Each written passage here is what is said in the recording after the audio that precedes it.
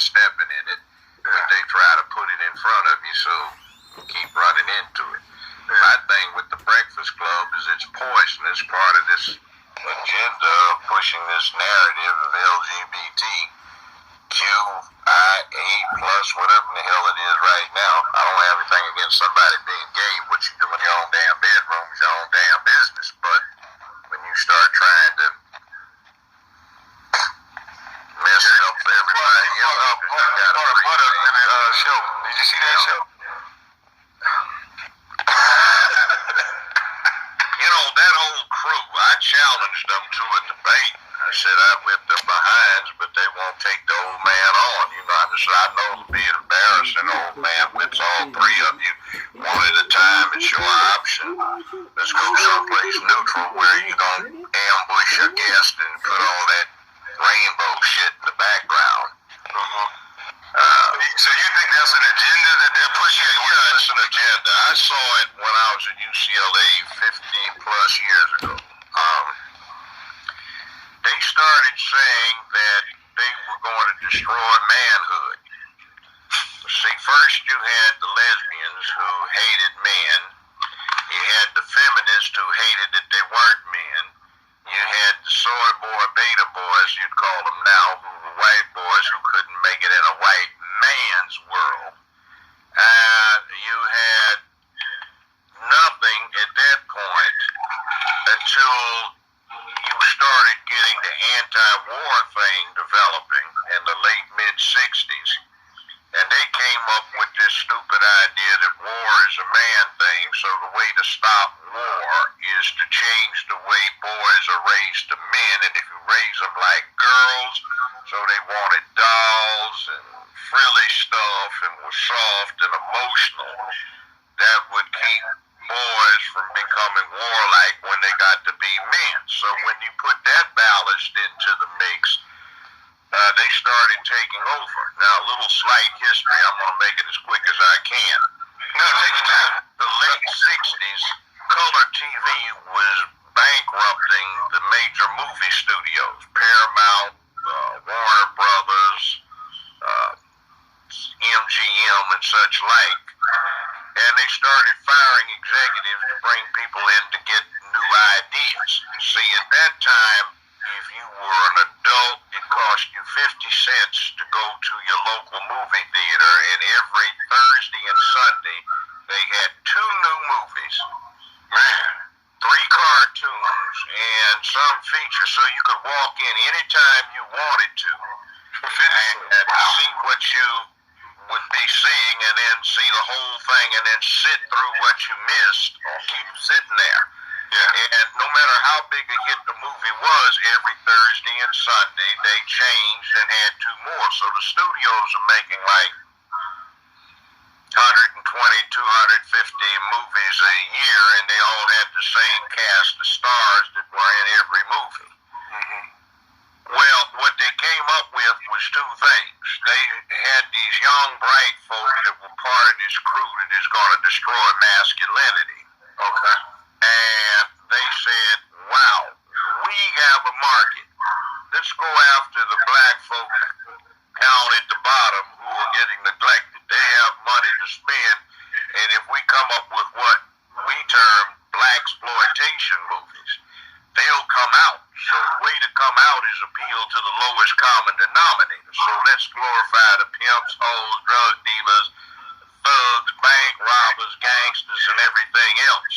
Makes sense. And they started doing that, and they started glorifying dysfunction. And I heard them discussing this. They said, we need to start with 2 things.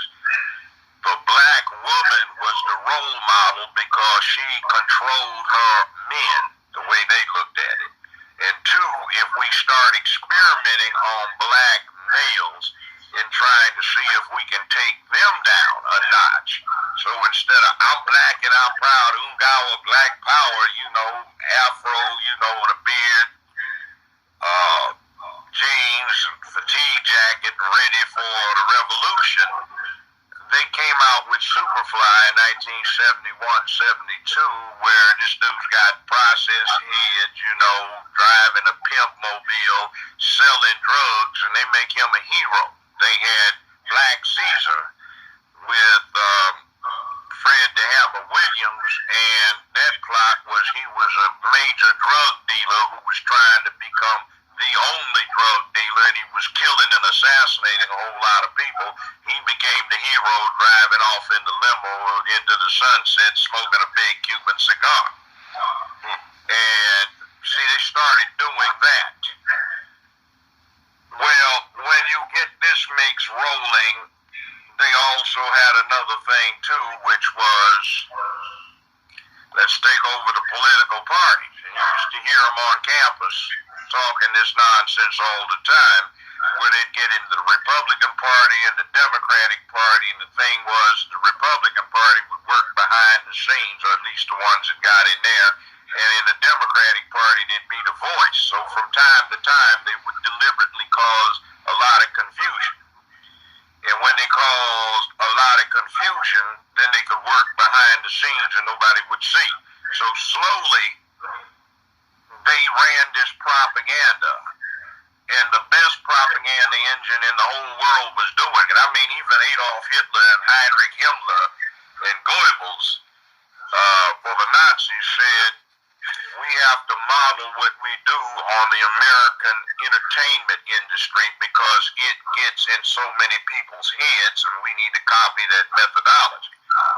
Now, they did this, and for 50 years, they have propaganda glorifying dysfunction. Now, if you want to see the contrast, from 1920 to 1940 is 20 years. That's all the time the Nazis had to work. This same group, using the methodology that the Nazis based theirs on, had 50 years, not 20.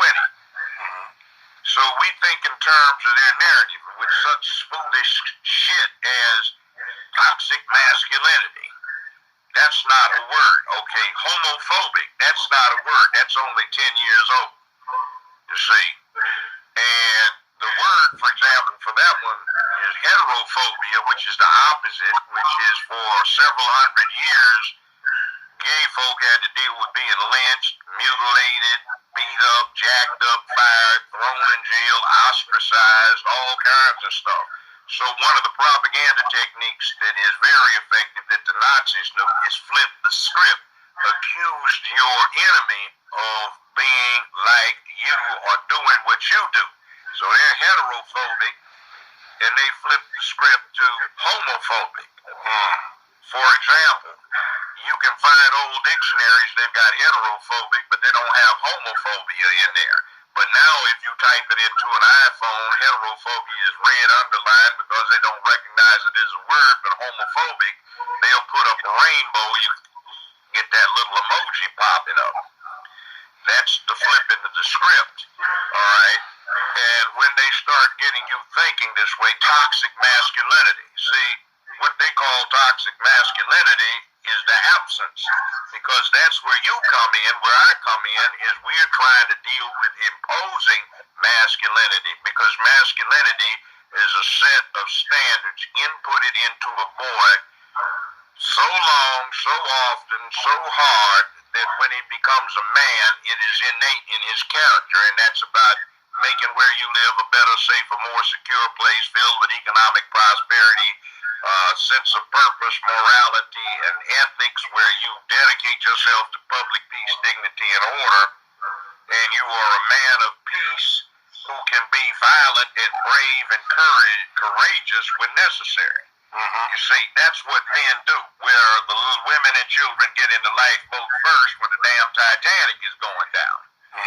So they try to destroy that, and by destroying it, they translating get a chance to get their freak on in legitimacy. Now see, homosexuality is distinguished from this LGBT stuff. Now I employed some gay folks, still got one or two on the payroll, and they look at this stuff as a cult.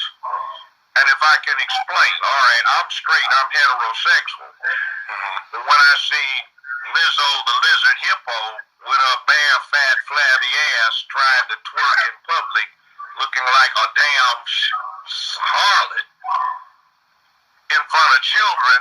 See, that's not right. When I look at Cardi B, who is a street walking hoe who brags about how she used to drug her tricks so she could rob them.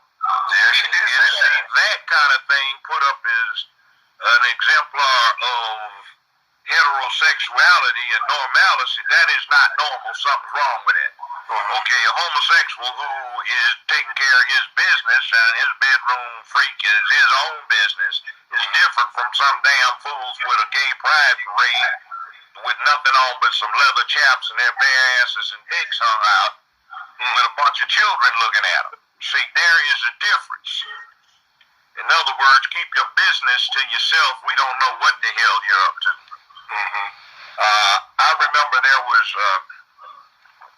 Paramount, when my show was with Paramount, there was an executive vice president who was in charge of PR. And my beautiful wife at the time, now ex-wife, I can't seem to keep them all that long. But anyway, they're expensive as shit. But look, we were at a thing in New York where everybody had to go there for one of these corporate things. And she and I got on the elevator to go up to where the meeting was going to be. This VP got on, and then this flamer got on, and the VP, who was admittedly gay, he jumped up and rushed off. So somewhat later when he got up there, my wife said, "Why'd you get off?" He said, "I can't stand the flamer." You know. That's crazy because my first cousin is gay, and he's able to he says stuff like that, and I'm like, "Yo, what you talking about?" He was like, "Man, we don't like people that act like that. You know, he's gay, but sometimes he acts like a man, and then sometimes he doesn't." He explained it to me, but you know, I really don't understand it, but I don't try to. That's still my cousin. So, well, yeah, I know he talked like what you just said. He said, "I don't like flavors." Well, see, here's the thing I found out when I was a judge. I put together these psychologists and psychiatrists, and under Tennessee law, with a provision I lobbied for, any sentencing judge can conduct psychological or mental evaluation of anybody he sentences. So we were doing research. We found there are basically two types of homosexuals. The type that hates the opposite sex and the type that wants to be the opposite sex. And a lot of that is hooked up in self-hate. Now, see, black folk back in the 60s, we came to recognize that we had been victimized by a long period of negative imagery, so we hated ourselves. Everybody wanted to be white.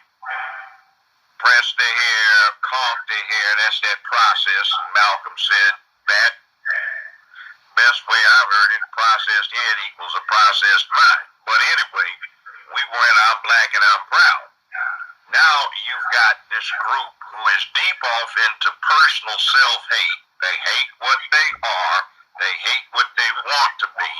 So they have taken a nihilistic approach, and they have screwed up everything that's supposed to be of value. See, instead of being brave and courageous, it's all right to be a friend and be a coward.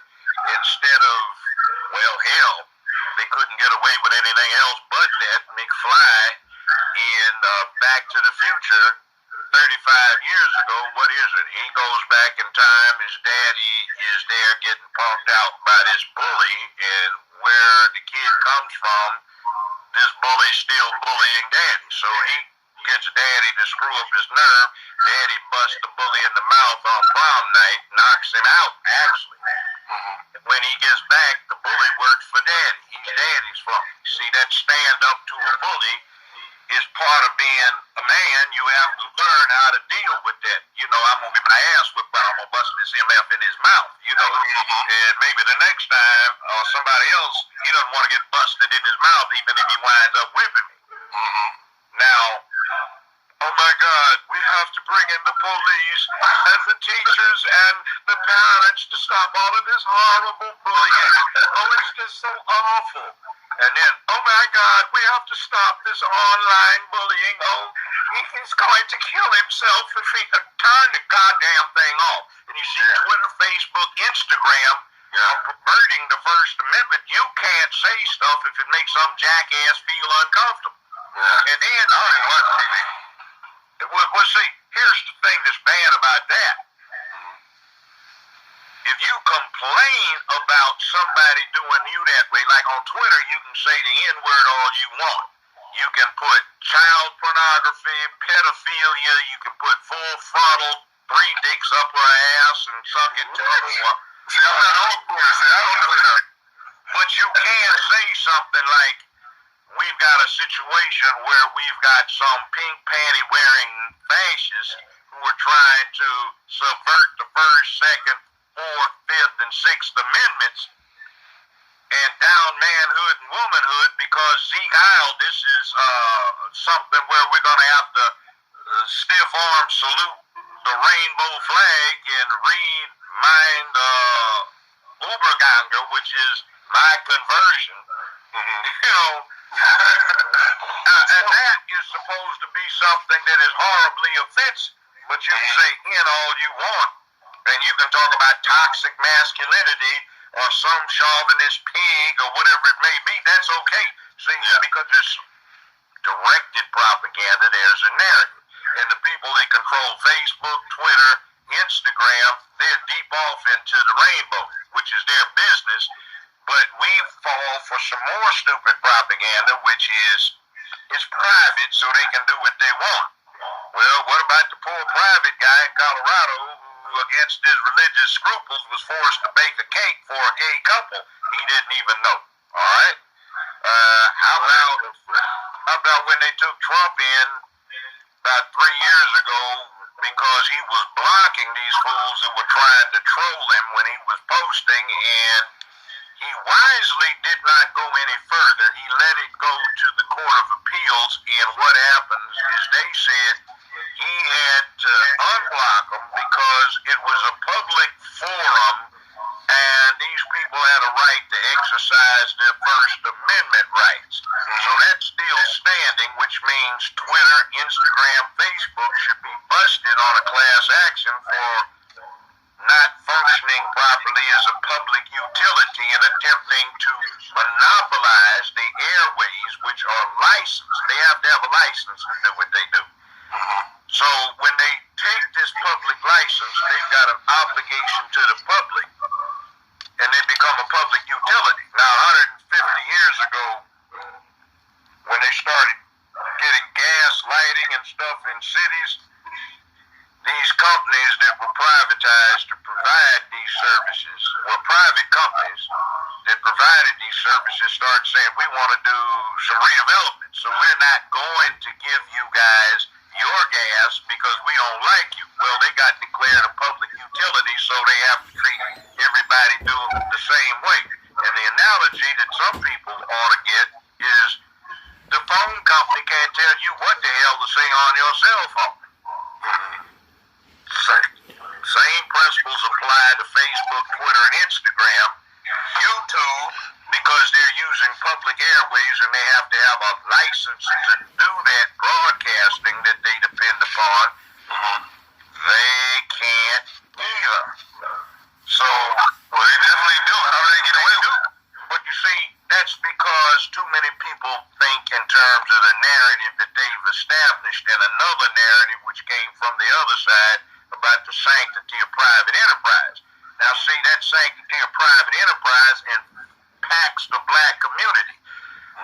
Ever heard of this thing, pipeline, jailhouse, pipeline? Yeah. See, here's what that's about. Okay. People used to ask me all the time, Judge, what's wrong with the criminal justice system? Why is it so broke? Why doesn't it work? I said, well, it's working fine. It's just doing something else. See, all of this nonsense about leave it to private enterprise to solve everything, well, private enterprise is out to make a profit. That's what they're doing. They're not out there to be doing good. And what happens is, due to the industrial technology and computerization, a whole lot of ordinary people have been made obsolete.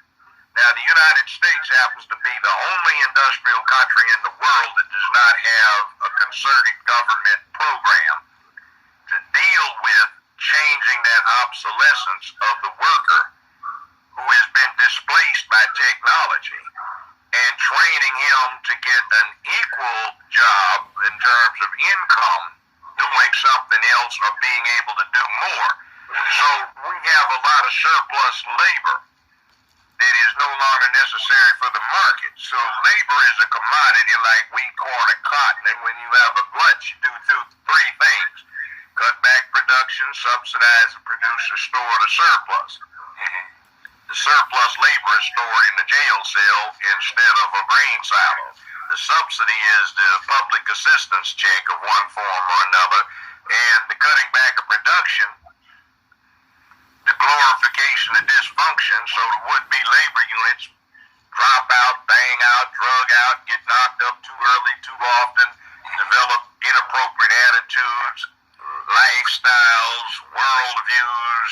They don't have any vocational skills. They don't have any educational preparation.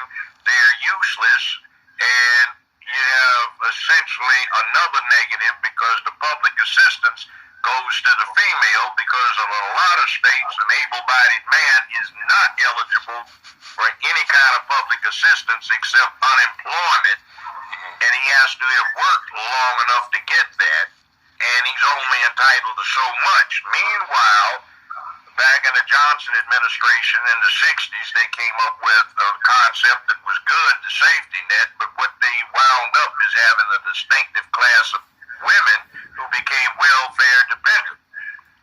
They got bigger checks the more babies they had, and the check was not going for the babies, it was going for them. Right.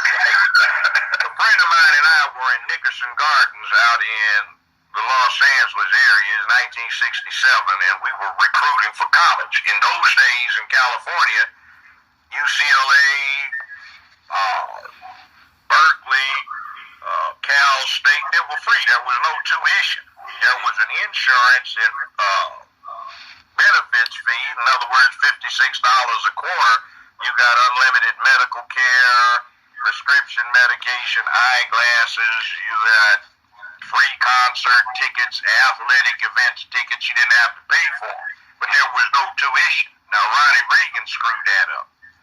He came in campaigning on a platform that he was going to destroy free higher education because nothing but long-haired, commie, sympathizing hippies took advantage of it. So from free education, which was an investment in the human infrastructure of the state, you switched over to this mess they have now where everybody is in hock for 10 years trying to get an education, unless you play some sport and get an athletic scholarship.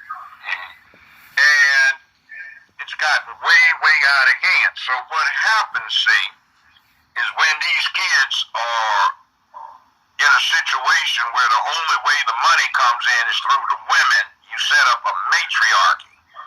And, hey, man, like, what you doing, man? Like, hey, man, where your bitches, man? Or me saying, young man, if the court is disposed to place you on probation, just how do you intend to sustain yourself? In other words, how do you make your living? Well, with due respect, young man, like I got me 4 bitches. Excuse me, I didn't mean to say that. I got me 4 ladies, takes good care of me. 2 of them got good JOBs. 1 get a crazy check, 1 on AFDC. They takes care of me. Hey. You know, well, what do you do? I smooth them out. You know, they got hard gigs, you know, so a hard life, so I make them feel good. And see, about 20 years ago, there was this thing about the thug. I can remember sitting up in the lounge in the airport in Detroit, me and my homeboy who was traveling with me, the late Clifford Stewart, who was a hell of a man. I called him my brother. We look alike. He just...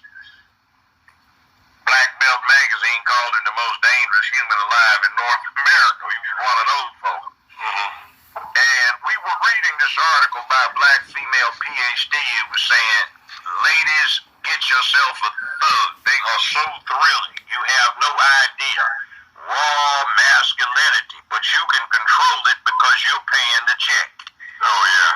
And I do all these local radio appearances or remote or direct, and they say, "This is Bobby on WFOOL. This is Take Care of Your Thug Week. Call Bobby, let Bobby know if you got a thug at home." All right, we got Tamika on the line. You got you a thug, Tamika? Yeah, Bobby, I got me a thug. He's so fine. Lord have mercy. All right, we got Jamalina on. What you got, Jamalina? Well, yeah, Bobby, I got me a thug. He's so fine. On the screen, girl, Jay, he look just like Denzel. Oh, we got, who is this, Lucille? Yeah, Bobby, this here Lucille. I'm white, but I likes me some thug too. They so excited.